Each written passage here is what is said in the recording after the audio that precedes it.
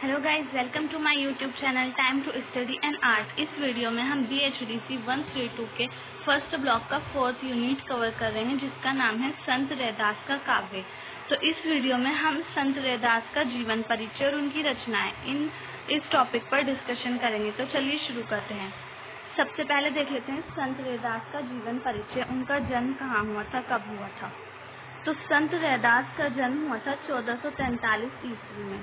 ये मैंने इस तरह से माइंड मैप बना रखा है। इसको इस तरह से बनाने से ज़्यादा इजी पड़ता है, ज़्यादा अच्छे से याद हो जाता है। तो इसलिए मैंने इसको इस तरीके से बना रखा है। अगर आप चाहते हैं तो आप भी ऐसे ही बना सकते हैं। उनकी मृत्यु हुई थी 1558 में, सन 1558 ईस्वी में। और संत रैदास को बहुत सारे नामों से जाना जाता था, जैसे रैदास, रविदास, रायदास, रदास, रईदास।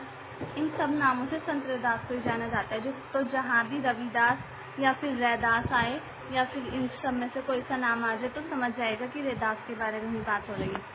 संत रविदास जाति के मोची यानी कि चर्मकार थे। वो मोची थे जाति से, और उनका जन्म स्थान है काशी। काशी के मड़ुवाही एक जगह थी, वहाँ पर इनका जन्म हुआ था। इनके गुरु थे संत रैदास के रामानंद। जो कबीर के गुरु थे वही रैदास के भी गुरु थे, रामानंद। और ये ज्ञानश्री शाखा के कवि हैं। ज्ञानश्री मतलब जो लोग जिन्होंने ज्ञान को साधन बताया ईश्वर की प्राप्ति के लिए, वो ज्ञानश्री कवि कहलाते थे। तो ये संत रैदास भी ज्ञानश्री शाखा से हैं। ईश्वरीय भक्ति में सदाचार मतलब इन्होंने सदाचार की भावना पर बल दिया था। कबीर के गुरु भाई थे ये। गुरु भाई का मतलब कबीर भी रामानंद के शिष्य थे और ये रविदास भी रामानंद के शिष्य थे, तो इसलिए कबीर के गुरु भाई हुए। अब इनके बारे में कुछ बातें हैं। सामाजिक कुरीतियों को दूर किया, मतलब समाज में उस समय जो समाज में बुराइयां फैल गई थी, तो रविदास ने उन सारी बुराइयों को दूर किया था। और रविदास जो थे वो मीराबाई के गुरु थे। रविदास मीरा के गुरु थे। रविदास की भाषा ब्रज है, मतलब इन्होंने अपना काव्य ब्रज भाषा में लिखा। रविदास ने इनकी भाषा में अवधी, राजस्थानी, खड़ी बोली तथा अरबी फारसी का प्रयोग भी मिलता है। मतलब इनकी भाषा ब्रज है, लेकिन इनकी जो ब्रज भाषा है उसमें अवधी, राजस्थानी, खड़ी बोली, अरबी, फारसी इन सब के भी छोटे छोटे शब्द मिलते हैं, उनका भी प्रयोग मिलता है। 14वीं सदी के संत और उत्तर भारत में भक्ति आंदोलन के सुधारक थे। मतलब ये जो संत रैदास थे ये 14वीं सदी के संत थे और उत्तर भारत में जो भक्ति आंदोलन शुरू हुआ था उसके सुधारक थे। वे अछूत थे, जिसके कारण उन्हें अत्याचार सहने पड़े। कई सारे अत्याचार उनको सहने पड़े थे क्योंकि वो अछूत थे, तो इसलिए उन्होंने भक्ति का मार्ग अपनाया था। क्योंकि उनके साथ अत्याचार होते थे, बुरा व्यवहार होता था, समाज के लोग बुरा व्यवहार करते थे, तो उन्होंने भक्ति का रास्ता अपना लिया था। फिर उन्होंने भक्ति गीतों की रचना की, जिनका उल्लेख गुरु ग्रंथ साहिब व पंचवाड़ी में मिलता है। मतलब इनके भक्ति गीतों की रचना गुरु ग्रंथ साहिब और पंचवाड़ी एक ग्रंथ है उसमें मिलता है। उन्होंने अपना पूरा जीवन जाति व्यवस्था के उन्मूलन के लिए समर्पित कर दिया तथा ब्राह्मणवादी समाज को समाप्त कर दिया। संत रैदास जो थे उन्होंने ब्राह्मणवादी समाज को समाप्त किया था और अपना पूरा जीवन उन्होंने जाति को सुधार में ही लगा दिया था। वे एकेश्वरवादी थे।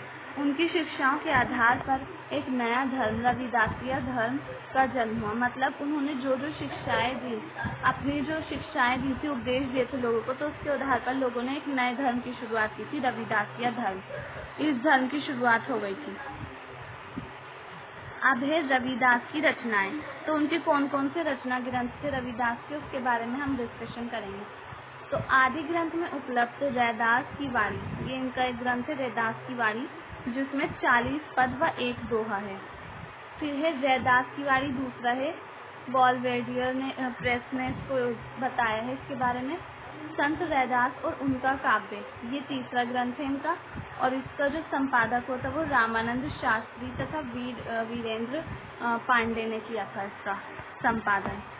फिर इसके बाद है 4th संत सुधासार, इसका संपादन वियोगी हरि ने किया था। फिर इसके बाद है संत काव्य, परशुराम चतुर्वेदी ने इसका संपादन किया था। संत रैदास व्यक्तित्व एवं कृतित्व, तो इसका संपादन संगम लाल पांडे ने किया था। फिर इसके बाद है 7th संत रैदास ये दूसरा ग्रंथ है संत रैदास। डॉक्टर जयगिंद्र सिंह ने इसका संपादन किया था। फिर रैदास दर्शन है, तो इसका संपादन आचार्य पृथ्वी सिंह आज़ाद ने किया था। फिर इसके बाद है संत रैदास श्री रत्न चंद। तो ये संत रैदास से संबंधित हैं इनके ज़्यादातर ग्रंथ, तो ये आप देख लीजिएगा। फिर इसके बाद है संत रैदास विचारक और कवि। इसके बारे में विचारक और कवि के बारे में लिखा है इस ग्रंथ में, और इसका संपादन डॉक्टर पदम गुरुचरण सिंह ने किया था। फिर इसके बाद है संत गुरु रविदास वाणी। तो इसमें रविदास की भाषा के बारे में है, और वेरी प्रसाद शर्मा, इन्होंने इसका संपादन किया था। अब है संत रविदास की भाषा शैली, मतलब उन्होंने किस प्रकार की भाषा का प्रयोग किया था। तो रैदास की भाषा वस्तुतः तत्कालीन उत्तर भारत की सामान्य जनता के प्रति ग्राह्य भाषा बनकर राष्ट्रीय एक सूत्र की भाषा बन गई थी। मतलब जनता के प्रति ग्राह्य भाषा थी, जनता अपने प्रचार प्रसार इसमें आसानी से कर सकती थी रैदास की जो भाषा थी, और उसमें उनकी भाषा ने राष्ट्रीयता एक सूत्रता, मतलब राष्ट्र को एक सूत्र में बांधने का काम किया था रैदास की भाषा ने। इनकी भाषा अवधी एवं ब्रज के शब्दों का अधिक प्रयोग हुआ, मतलब इनकी भाषा में अवधी और ब्रज के शब्दों का ज्यादातर प्रयोग देखने को मिलता है। इनकी शैली भी प्रसाद गुण संपन्न और मुख्यतः अभिधात्मक रही है। रैदास के काव्य में भाव अतिरेक की मात्रा अधिक थी, अतः इनकी रचनाओं में उस अतिरेक को प्रकट करने के लिए प्रतीकात्मक लाक्षणिक शैली अनेक स्थलों पर सहायक सिद्ध हुई है। मतलब उन्होंने अपनी भाषाओं और रचनाओं को लोगों के सामने प्रकट करने के लिए, लोगों को बताने के लिए, उसका प्रचार प्रसार करने के लिए प्रतीकात्मक लाक्षणिक शैली का उपयोग किया था जगह जगह पर। अब है संत रैदास की भक्ति भावना। रैदास एक संत कवि थे और उनकी भक्ति भावना सिर्फ भगवान के प्रति निवेदन नहीं है, बल्कि पूरे समाज के कल्याण की बातें उसमें कही गई हैं। मतलब उनकी सिर्फ भगवान के प्रति भक्ति ही नहीं थी, बल्कि उन्होंने समाज सुधार में भी काम किया था अपनी भक्ति के द्वारा, भक्ति का माध्यम बनाकर। उनके अनुसार मानव सेवा धर्म है, और उन्होंने इसी का चिंतन किया और इसे अपने पदों में भी व्यक्त किया। ये मैंने बहुत इजी लैंग्वेज में लिख रखा है, तो पढ़ूंगी मैं, आप लोगों को समझ आ जाएगा, तो इसलिए मैं ज़्यादा डिटेल में नहीं कर रही हूँ। रैदास अपने को ईश्वर के बिना अधूरा मानते हैं तथा ईश्वर को अनन्य मानते हैं। मतलब ईश्वर के साथ अपना अनन्य संबंध स्थापित करते हैं, कभी ना होने वाला, कभी खत्म ना होने वाला संबंध अनन्य संबंध होता है। तो ईश्वर के बिना वो खुद को अधूरा मानते हैं और कहते हैं कि ईश्वर के साथ उनका अनन्य संबंध है। भगवान को श्रेष्ठ मानते हुए उन्होंने चंदन, धन, चंद्रमा, दीपक, मतलब उन्होंने भगवान को इन सब चीजों का प्रतीक माना है, इन सब चीजों को भगवान का प्रतीक माना है। चंदन, धन, चंद्रमा, दीपक, मोती, सुहागा मानते हैं, और खुद को पानी, मोर, चकोर, बाती, धागा व सोना के रूप में मानते हैं। मतलब चंदन के बिना पानी अधूरा है, चंद्रमा के बिना चकोर अधूरा है, मोर के बिना, मतलब बरसात में मोर नाचता है तो मोर अधूरा है, मोर नाचता है ना बरसात को देखकर, तो वही माना है उन्होंने खुद को। दीपक के बिना बाती अधूरी है, ऐसा उन्होंने माना है। धागा व सोना के रूप में वो खुद को मानते हैं। वे कहते हैं कि यदि आप ईश्वर की साधना करना चाहते हैं तो आपको अपने मन को शांत करना होगा, तभी ईश्वर प्राप्त होगा। मतलब वो मन की शांति की बात करते हैं। ईश्वर को प्राप्त करने के लिए मन शांत होगा, तभी हमें ईश्वर प्राप्त होगा। अगर हमारा मन ही शांत नहीं है, मन हमारा इधर उधर भटक रहा है, तो हमारा मन लगेगा ही नहीं ईश्वर की प्राप्ति के लिए। ईश्वर को पाने के लिए हमारा मन शांत होना चाहिए, तभी हम ईश्वर को प्राप्त कर सकते हैं, वो मानते हैं ऐसा। उन्होंने स्वयं को गुणहीन तथा ईश्वर को गुणों का भंडार माना है। जैसे एक दोहा भी उनका, गुण सब तोड़ मोर सब अवगुण, कृत उपकार न मान। मतलब वो कहते हैं कि मेरे अंदर सब गुण ही, अगुण मतलब बुराइयां ही हैं, और ईश्वर में सारे गुण हैं। ईश्वर सर्वव्यापक यानी हर जगह है, सृष्टि के कण कण में है, और रविदास ने स्वयं को लघु माना है। मतलब ईश्वर के सामने वो कुछ भी नहीं है, ईश्वर हर जगह है, कण कण में व्याप्त है, पूरे ब्रह्मांड के, पूरी सृष्टि के। लेकिन रविदास उसके सामने कुछ नहीं है, लघु माना है, मतलब वो कुछ नहीं है उसके आगे। कहा जाता है कि बड़े बड़े ऋषि मुनि ने ईश्वर की प्राप्ति के लिए पूरा जीवन बिता दिया, लेकिन ईश्वर नहीं मिला। मतलब पहले के समय में क्या होता था कि जो बहुत बड़े बड़े ऋषि मुनि होते थे वो ईश्वर को प्राप्त करने के लिए जंगल में चले जाते थे और पूरा जीवन बिता देते थे, लेकिन उनको समझ ही नहीं आता था कि ईश्वर कहाँ मिलेगा। तो रविदास कहते हैं कि ईश्वर कहीं नहीं है, ईश्वर हमारे हृदय में है, ईश्वर हमारे दिल में है और वो ईश्वर पूरी सृष्टि के कण कण में व्याप्त है। हमें ईश्वर को प्राप्त करने के लिए सिर्फ सच्चे मन से उसकी प्रार्थना करनी है, वो ऐसा मानते हैं। रविदास कहते हैं ईश्वर एक ऐसी किताब है जिसका प्रथम तथा अंतिम पृष्ठ नहीं है, यानी हम ईश्वर का आदि तथा अंत दोनों ही नहीं जानते। मतलब हमें पता ही नहीं है ईश्वर का शुरुआत कब से हुई और अंत कहाँ पर होगा। ये कहते हैं वो ईश्वर के प्रति ऐसे विचार संत रैदास के थे, मतलब वो ईश्वर के बारे में ऐसा मानते थे। वे कहते हैं चरण पताल शीस आसमाना, सो ठाकुर कैसे संपत्ति समाना। रविदास कहते हैं कि ईश्वर सर्वव्यापक है, विशाल है तथा विराट है, जिसके पैर जमीन पर हैं तथा शीश आसमान पर, लेकिन हम इतने मूर्ख हैं कि उसे एक छोटे घर, मंदिर, मस्जिद, मठ की सीमा में बांधकर रखने की कोशिश करते हैं। अतः हम मूर्ख हैं कि ईश्वर के विराट स्वरूप को समझते नहीं हैं। मतलब वे कहते हैं कि ईश्वर तो सर्वव्यापक है, यानी कि हर जगह है, हर जगह देखने को मिल सकता है हमें ईश्वर बहुत ज़्यादा विशाल है, उसका स्वरूप विशाल है और उसका एक पैर ज़मीन पर है, एक पैर आसमान पर है। लेकिन हम इतने बेवकूफ़ हैं, वो हिंदू, मुसलमान और सिख, ईसाई सभी को कहते हैं कि इतने बेवकूफ़ हैं हम लोग, इतने मूर्ख हैं कि हम ईश्वर को मस्जिद, मंदिर इन सब में बांध कर रखते हैं, जबकि ऐसा कुछ भी नहीं है। ईश्वर किसी चीज़ में बांध कर रखने की चीज़ नहीं है, बल्कि ईश्वर तो हर जगह है, वो ऐसा मानते हैं संत रैदास।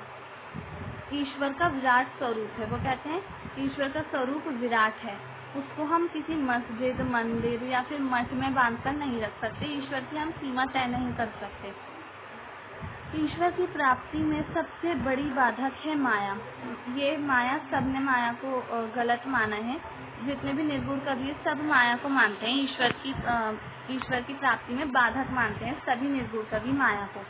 संसारिक आकर्षण, माया का मतलब होता है जो संसारिक आकर्षण है उसे माया बोलते हैं। माया के बंधन में बंधकर मनुष्य कभी मुक्ति नहीं प्राप्त कर सकता। माया की गांठ को खोलने के लिए ईश्वर की कृपा की आवश्यकता होती है।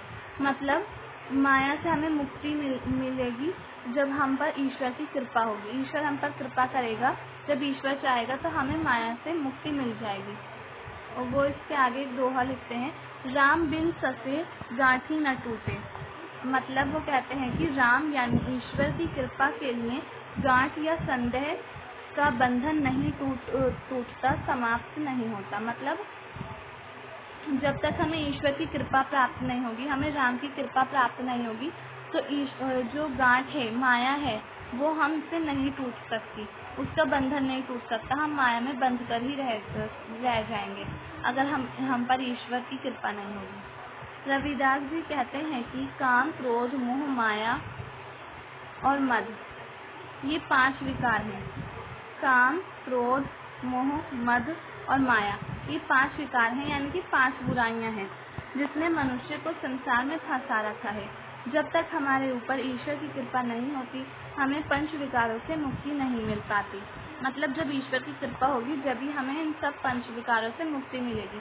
रैदास जी ईश्वर की शक्ति के लिए दिखावा, बाह्यडंबर, मद, अहंकार, मतलब वो इन सबका विरोध करते हैं, अहंकार वगैरह का। उन्होंने ईश्वर की भक्ति के लिए सहज समाधि पर बल दिया।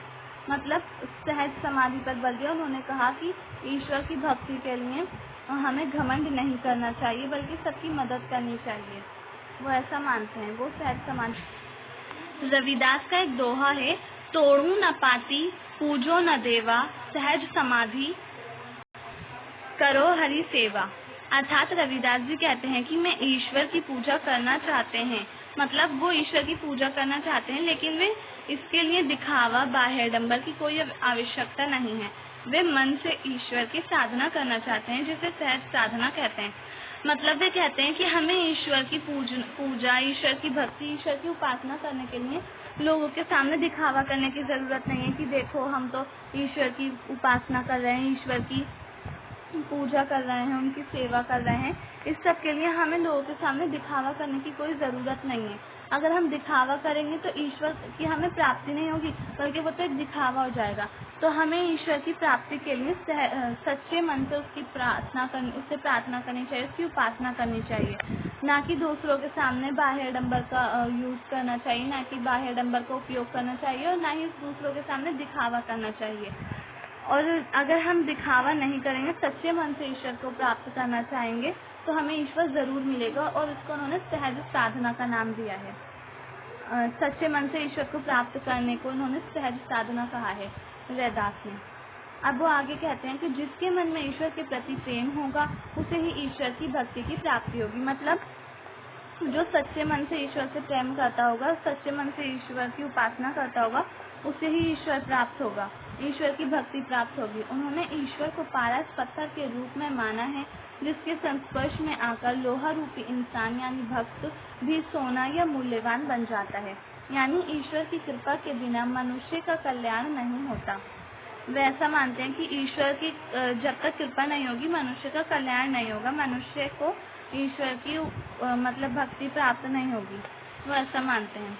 जब तक मनुष्य के मन में भक्ति भाव दृढ़ नहीं होगा, मतलब जब तक वो दृढ़ता से भक्ति नहीं करेगा, भक्ति भाव नहीं होगा उसके मन में, तब तक उसे ईश्वर की प्राप्ति नहीं होगी। इस प्रकार संत रैदास की भक्ति दास्य भक्ति है। वो स्वयं को दास मानते हैं और ईश्वर को अपना स्वामी मानते हैं। उन्होंने ईश्वर से सेव्य सेवक संबंध स्थापित किया। वे मानते हैं कि उनके प्रभु हर प्रकार से उनसे श्रेष्ठ हैं। मतलब उन्होंने स्वयं को ईश्वर के आगे तुच्छ माना, ईश्वर का दास माना है खुद को, और हर तरह से ईश्वर को अपने प्रभु को यानी कि ईश्वर को श्रेष्ठ माना है खुद से। वे सही अर्थों में ईश्वर के भक्त हैं। उन्होंने कहा भी है, मतलब उन्होंने एक दोहा लिखा है, प्रभु जी तुम स्वामी हम दास, ऐसी भक्ति करे रैदास। मतलब वो कहते हैं अपने ईश्वर से कि ईश्वर यानी कि प्रभु तुम हमारे स्वामी हो और हम आपके दास हैं, और मैं इस तरह की भक्ति करता हूँ ईश्वर की।